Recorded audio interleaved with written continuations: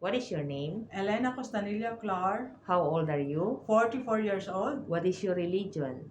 Catholic. Are you married? Yes, Do you have son or daughter? yes, Okay. How old are they? 17, Mm-hmm. 10, and then 8 years old, How long you have been working in Hong Kong? 7 years, and then 7 months. Okay. Do you have working experience in other countries? No, How long you have been working with your current employer in Hong Kong?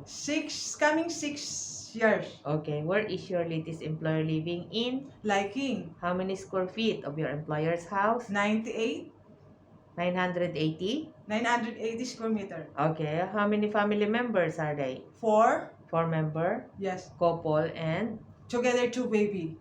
okay. So how old the kids when you came? 6 years old and then 3 years old. Now. Now, yes, But when you came, how old are they? 3 months. 3 months and 3 months.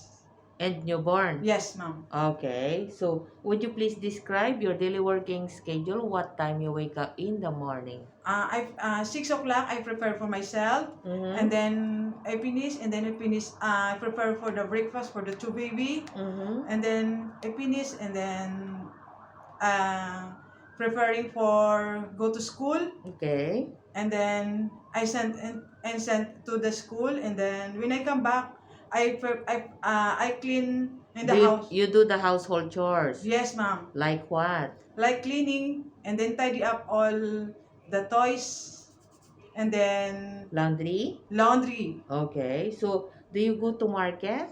Sometimes. Sometimes.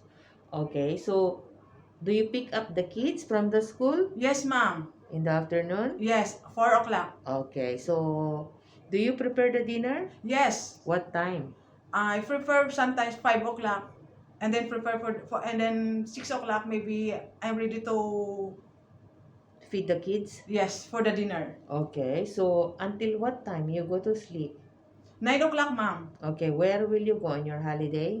Uh, Go to the, play the volleyball, and then go to the church. Okay. So what kind of household chores are you good for? Take care the new baby, or maybe, Take care newborn baby. yes, And and kid? then, yes, ma'am. Okay. How about your cooking? Are you good cooking? Yeah, maybe I try my best. Okay. So what is your job in your country before you came to Hong Kong? CCTV operator in the mall, Okay. Ermita, Manila. Okay, thank you. You're welcome.